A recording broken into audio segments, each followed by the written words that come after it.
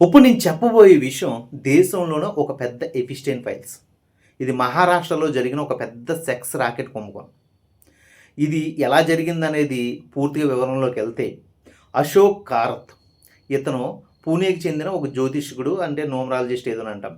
ఇతని దగ్గరికి చాలామంది మహిళలు జ్యోతిష్యం చేపించుకోవడానికి వస్తుంటే, వాళ్ళకి మత్తు పానీయాలిచ్చి, వాళ్ళనైతే లోబరుచుకుని, వాళ్ళని బ్లాక్‌మెయిల్ చేస్తూ, మీ భర్తలు చనిపోతారు, మీరు నాతో ఎప్పటికప్పుడు ఈ పడుకోవాలి అంటూ అతను బెదిరించేవాడు.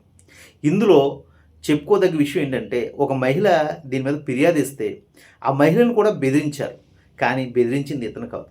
ఇతనితో ఇలాగే ట్రాప్ అయి పడుకున్న వ్యక్తే బెదిరించింది అని అంటున్నారు. ఆవిడెవరో కాదు, రూపాలి చకన్కర్. ఈవిడి మహారాష్ట్రకి చెందిన మహిళా ఉమెన్ కమిషన్ చైర్మన్. అంటే ఇక్కడ ఈవిడి సెక్స్ రాకెట్‌కి ఒక పార్ట్నరా? లేకపోతే ఆవిడ చెప్పించి బెదిరించాడా? అనేది ఇంకా పూర్తి వివరణ అయితే రాలేదు. ఆవిడనైతే అరెస్ట్ చేయమనేసి ప్రతిపక్షాలు గోల పెడుతున్నాయి.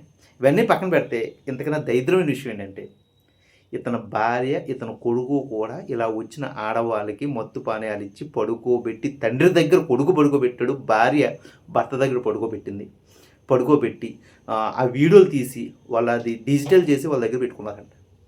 ఇంతకన్నా భయంకరమైన విషయం లేదు. కొడుకు దొరికిపోయాడు, తండ్రి దొరికిపోయాడు. ఆ భార్య కల్పన ఎవరైతే ఉందో ఆవిడ ఎస్కేప్. ఓకే. ఆవిడ దగ్గర చాలా ఫుటేజ్ ఉంది. ఇప్పుడు ఆవిడ ఎక్కడ దాక్కుంది అనేది ఇప్పుడున్న అతిపెద్ద న్యూస్ అనమాట.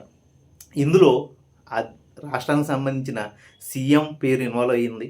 అలాగే ఉప ముఖ్యమంత్రి పేరు ఇన్వాల్వ్ అయ్యింది. అది ఇంతెందుకు, ఆ రాష్ట్రానికి చెందిన అధికార గవర్నమెంట్ ఏదైతే ఉందో అది ఇన్వాల్వ్ అయ్యిందని చేసి ఇప్పుడు ఈ దేశంలోనే ఈ రాజకీయ సెక్స్ కుంభకోణం ఏదైతే ఉందో దాని మీద ప్రకంపనలు అయితే వెలువడుతున్నాయి.